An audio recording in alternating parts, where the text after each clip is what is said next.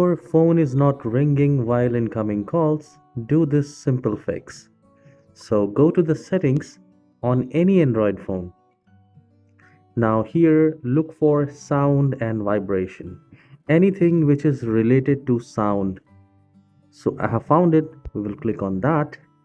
And the very first thing here you need to check from mute to sound and make sure vibrate is not there.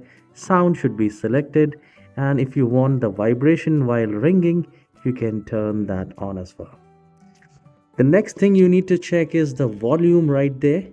See how much is the volume for the ringtone, media, notification system, and alarm. Once you are absolutely fine, then you can also check the which ringtone is there and is it good or not. You can change it from here as well. So this is how you can fix if your phone is not ringing, Android phone is not ringing, and you can check it by yourself and you can change the ringtone as well as you can fix the sound. Please subscribe for more tutorials like this. Have a wonderful day.